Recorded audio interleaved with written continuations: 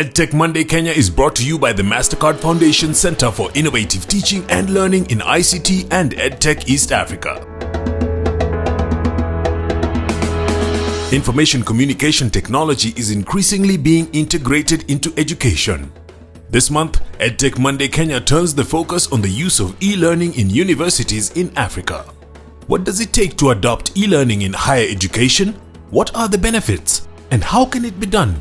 Join us for a conversation about the expanding online learning for tertiary education. As part of the discussion and in celebration of 10 years of the Mastercard Foundation Scholars Program, the biggest scholarship initiative of its kind, partnering with universities around the world and in Kenya to enable access to higher education, we will explore the lessons we can learn from the Mastercard Foundation e-learning initiative. Hello and welcome to EdTech Monday Kenya, coming to you from the United States International University of Africa, made possible by the Mastercard Foundation and USIU. This month, as the world marks International Day of the Youth, we are reminded that in recent years, Kenya has witnessed a high demand for university education, which has been necessitated by the increased number of high school graduates and working class students. According to the Commission of University Education, despite an increased number of institutions of higher education, it's still not enough to cater for the increased demand for education. And this is because Kenyan institutions of higher education are not expanding at the same rate to match its demand, hence further widening the education access gap. The COVID-19 pandemic demonstrated the important role technology can and should play in enabling resilience at the higher education level. Universities in Kenya have increasingly embraced e-learning with a view to bridge the access gap, while at the same time improving learning flexibility. The Mastercard Foundation launched an e-learning initiative in the wake of the COVID-19 pandemic to strengthen the capacity of 10 higher education institutions to deliver online learning, implemented in partnership with USIU-Africa and the Arizona State University. The initiative helps universities to develop and establish strong online programs that will expand higher learning to beyond their current reach. So as we mark the International Day of the Youth, we are asking how important is e-learning at higher education or university level and what has been achieved so far. My name is Joy Doreen Bira and our sign language interpreter is Rose Omolo. Our panelists are Dr. Juliana Namada, who is an assistant professor of strategic management at the United States International University of Africa School of Business. We also have Shitundu Limbikani, who is a sophomore student here at USIU. We have Ernest Andugo, principal technologist at USIU-Africa with 12 years experience as an IT professional in the higher education sector. And we also have in our audience Dr. Bernadette Kiarie, who is currently the university's instructional designer at USIU-Africa. And we also have a select audience of USIU students as well as faculty staff joining us here this month for this edition of EdTech Monday Kenya. A warm welcome to all of you. And I guess I will start with the basic question of how different is learning in universities today compared to pre-COVID-19? What has changed? What has been achieved so far? I'll start with you, Juliana. Thank you, Joy. The approach to learning in higher universities today, especially USIU, has three approaches. Before COVID-19 pandemic, it was face-to-face classes where the instructor walks to class, finds classes, and then the lesson goes on. Today, we have three types of approaches. We have that face-to-face, we have the blended approach, where the professor will have a percentage of classes online and a percentage of classes face-to-face. And then we have 100% online, where the classes, the modules, the exam, everything is 100% online. And so we are saying pre-COVID, it was traditional teaching where the classes were done specifically physical with that restraint of going to that specific class. Today we are talking about different approaches, and the different approaches are either blended or online. All right. Shitundu, you're a student here, sophomore student at USIU. Tell us your experience. Were you here before the pandemic, during, and now, are we saying post-pandemic at this point? But tell us about your experience with e-learning. So I generally came during the pandemic. That was in 2021, around April. So it was quite strange because generally I've been used to the traditional type of education where you come to class, you're taught, then from there you leave the classroom. But it was a different perspective in that everything was conducted online. Even the exams that we had to do were online, and the lectures happened online. Tell me about your personal experience, because in terms of preferences, which do you prefer now? Do you prefer the traditional way, or you prefer a bit of both? In my case, I would say I prefer a bit of both. Yeah, because fully online, I feel like you tend to feel like you are not in university anymore. So it is really hard for you to focus on like the actual lessons, because there's so much things going on outside of the actual learning. So you tend to feel like, okay, am I even in university? So it is really hard for you to like actually focus on the actual education. And I feel like being in a physical setting is to many instances, in many instances, it is limiting, because there are people, I would say, that enjoyed online. So I feel like a blended setting is what I would recommend for myself, because I do believe that there are some classes that you feel like should be online, and there's some classes that I do feel that should be physical. So I would say like classes like in the evening, I feel like it is only ideal that such classes are online, because most of the times I find myself to be extremely exhausted at the end of the day. Yeah. So going to class becomes more of a chore as compared to something that you have to like enjoy. It becomes a chore. Yeah, something, yeah. All right. Ernest, I want to bring you into the conversation. How critical is e-learning in this new experience that, the entire education system is going through? Because at one point, it was so hard to make that transition, to introduce e-learning to students. And then now, since the pandemic, we kind of feel like there was no other way out. We just had to do it. So how important and how critical has e-learning been to the continuity of education? Well, that's a very good question, Joy. What happened is pre-COVID, we used to have this good to have technology, and a good number of institutions had this. But COVID forced us into emergency remote teaching and learning. So it means everybody has to go online in some way. And what happened is whatever technology that we have, it meant that now we have to leverage it for online delivery. Now, you might use that technology, but also it means that you have to invest in additional technology that might facilitate this. Of course, at first it was a bit challenging, and not only for our students, for our faculty as well, because there are these things that you need to learn, and you need to learn quickly, because you remember the semester was midway. So you need to learn technology quickly, but at the same time, you need, when it comes to the support side, there's a lot of training that had to go in. So train the students, train faculty on a continuous basis. And as the time progressed, we realized that more and more students are becoming comfortable with technology, more and more faculty are becoming comfortable, and that brings us to this point where now we are talking about hybrid delivery. Okay, and in terms of the courses that you now offer that have transitioned to online, how many are those compared to before the pandemic? Before the pandemic, of course, we didn't have any courses online. As a university, we have one program which is fully online. That's the online MBA. And during the pandemic, all programs went online. Okay, so everybody went online. All classes were delivered online, from the delivery to the exams, the interaction, the activities that students did in those classes. And as we speak right now, some faculty, because online is not just maybe joining a Zoom session and engaging. It's more than that. The activities now which we have them within the learning management system. So online learning is still ongoing, as much as we are trying to bring students back in. Before the pandemic, universities were being asked, are you ready for e-learning? but students were never asked whether they were ready to be taught online. And in some instances, they always say that students are more informed than their lecturers when it comes to this online thing.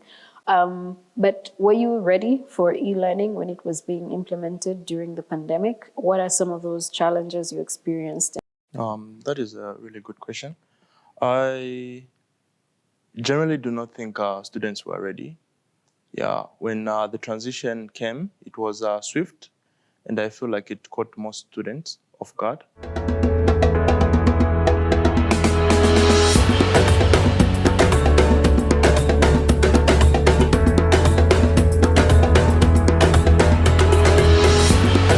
When I first joined university, I had majority of my courses physically, so it was in the traditional physical way of class. And the second semester, I had to most of the courses were online. So the challenges for online courses were just you miss the interaction with people. And when it comes to my major, it is something which has to do with practicals. So you lost the ability to be able to practicalize the things you do. In my work, what we really think about is improving collaboration between universities and private sector. How can we do that? And how can we then use tech as a tool, which is what it is, to better improve collaboration, cohesion, partnerships, so that when students are leaving the university, they are prepared to enter the workplace. I'm from a background where I wasn't really used to e-learning, but coming to USIU-Africa, it's a blended approach. For example, we can have classes physically, but when examinations come, we're able to have them online. And during the examination, the invigilation, if I must say, is tougher with the online approach compared to the physical one. We use the lockdown monitors, which actually take the record of everything you are doing. And the invigilator, no matter how far they may be, they're able to see you. And any kind of movement is detected, and the system warns you that actually you are not facing the camera or you're doing something else. All right. Shitundu, so in terms of the experience that you had, saying that one, as a student, you were not ready for that transition. Now that it has already happened and there's no going back, what would you want the university to do better for you to have a better experience of e-learning at your university level? I generally feel like making the environment much more engaging, where students do not become easily distracted, because that's one thing that I noticed. You can easily become distracted when you're doing e-learning. Yeah, because I remember we can be in a class, Zoom class, you can turn off your camera, then you're doing something else to the side while the lecture is going on. Right. And this was very true for many other people. It wasn't just me. That happens even in the workspace. Yeah, yeah. So you find that for you to grasp the information that is being taught, you have to be fully focused and concentrated. Yeah, you have to be engaged in the information that you're getting.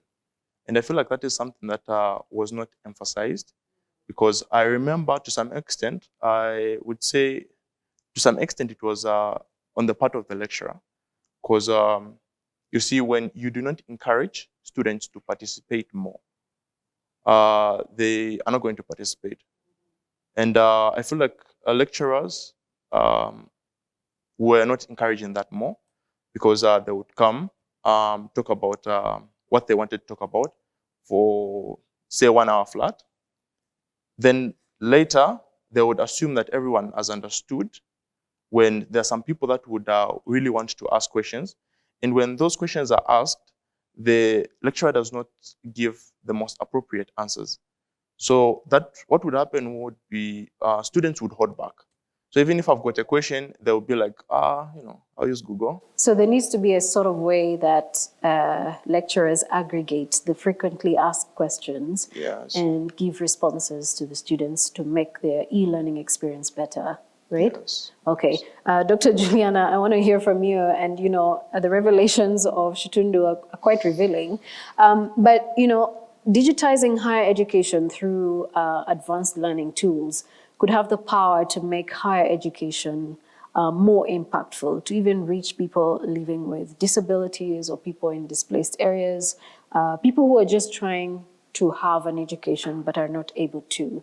So could e-learning be the opportunity that we've all been waiting for to make education a global thing, an inclusively global thing? Thank you. That is a very good one. Maybe I can pick it from where he's left. What I can say in terms of e-learning, it is that which can be able to revolutionize the higher education and then make university education a global approach, because we're already moving towards a paradigm shift where it is not business as usual. So the business that is there is that which requires the lecturer to really mark time and be part of the audience, because unless you understand them, you cannot then know and come up with strategies to mitigate what he's saying. For example, he mentions that distractions are many. You're miles and miles away from your student. A student would be logged on and they woke up to go and sleep, they woke up to go and make coffee, they woke up to sell even in a shop. So normally what we do is to come up with specific activities that can keep the students engaged. For example, the USIU Blackboard has rooms. You can pause, open rooms, send students to different rooms. You'll actually see those ones remaining in plenary, they are absentee students because they just logged on to be marked and they left. Because there is no way, if you're making ugali, you're making that coffee, or you've gone to WhatsApp, you will know that the lecturer has now already sent them to a breakout session. Then there is polling. You teach, pause, and then you poll to get their feel about what you are teaching.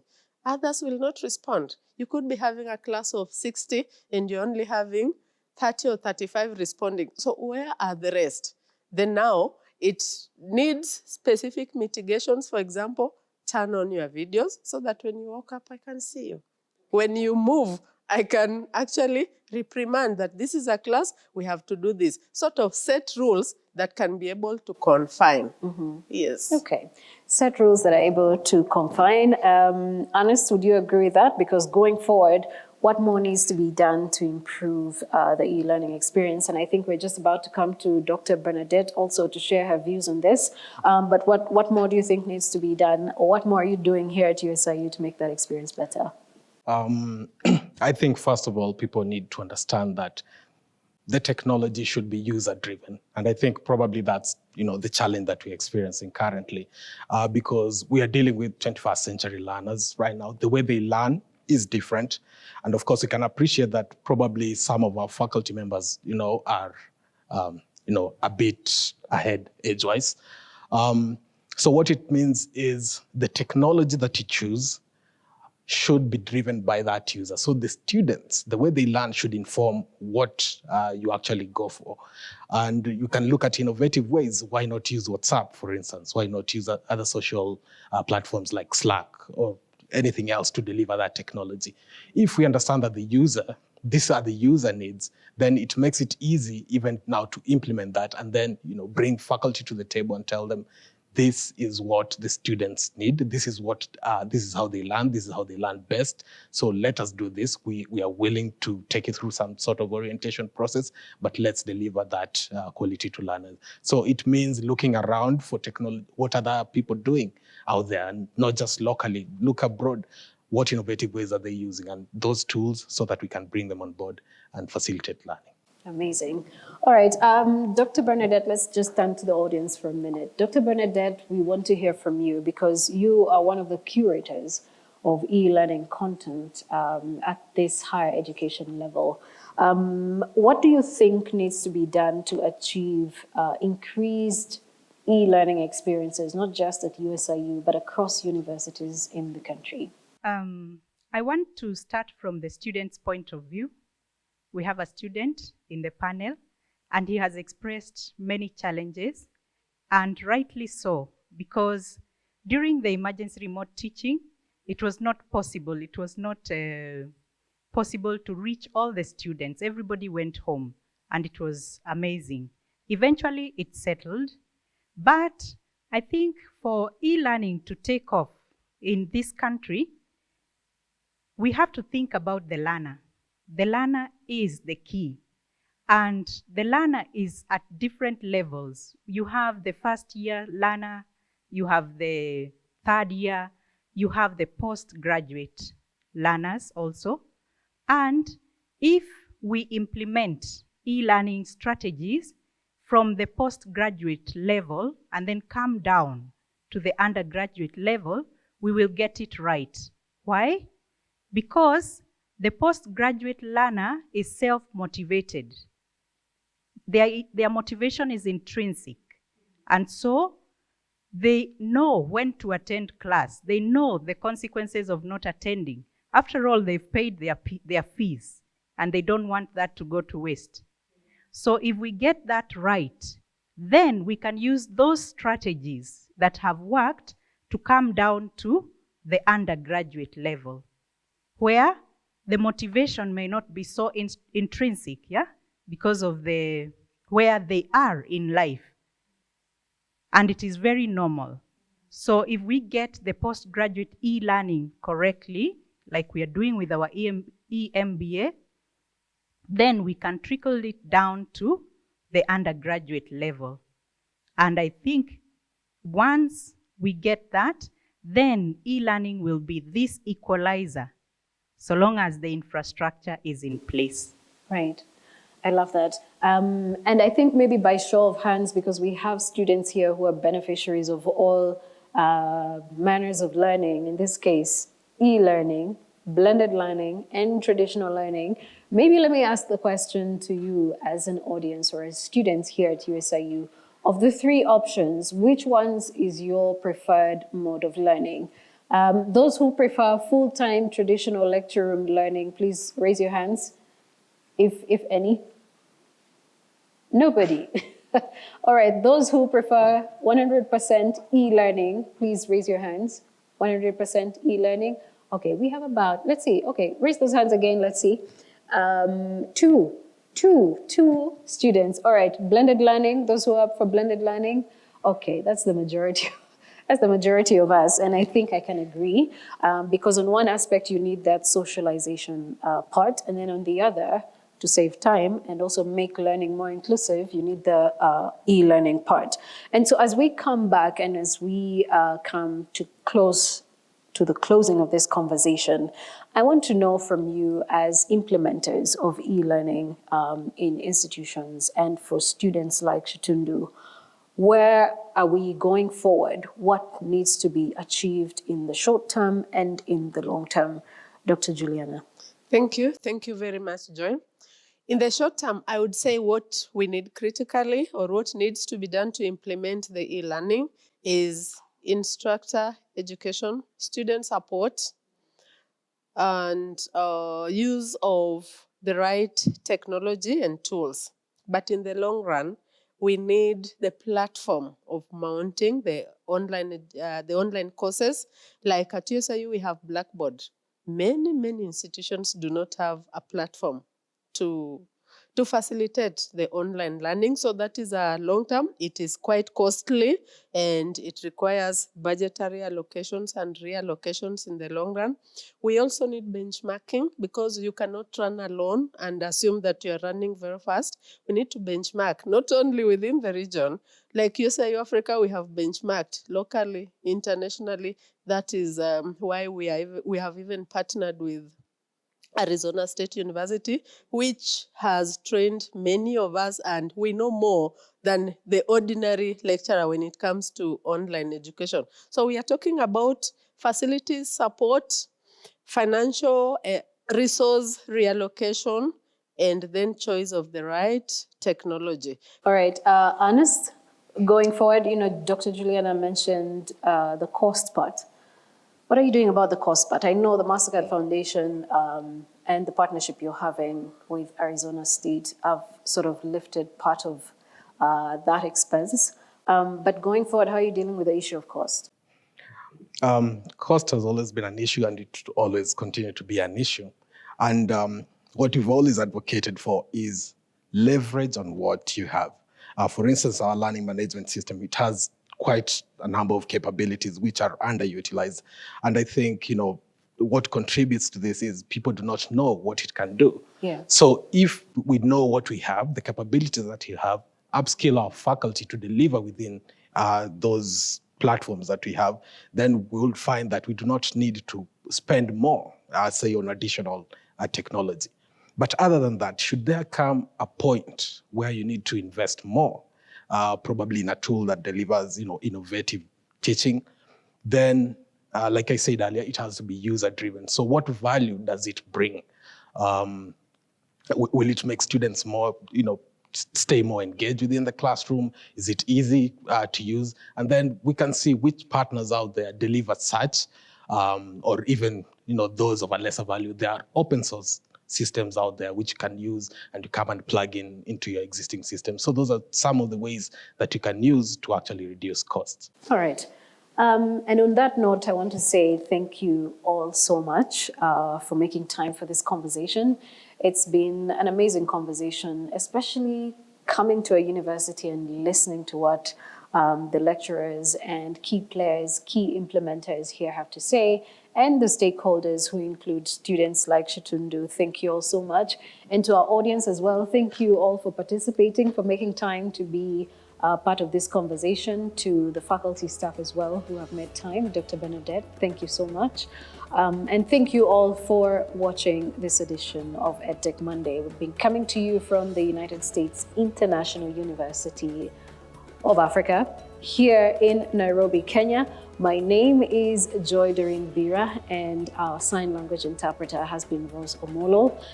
And well, to each and every one of you who has participated in making this show a success, thank you all so much. And for more on EdTech Monday, you can log on to Mastercard Foundation YouTube channel and also the Young Africa Works Facebook page to access more content on what the Mastercard Foundation is doing across Africa. Bye for now, and do take care of yourselves. EdTech Monday Kenya was brought to you by the Mastercard Foundation Center for Innovative Teaching and Learning in ICT and EdTech East Africa.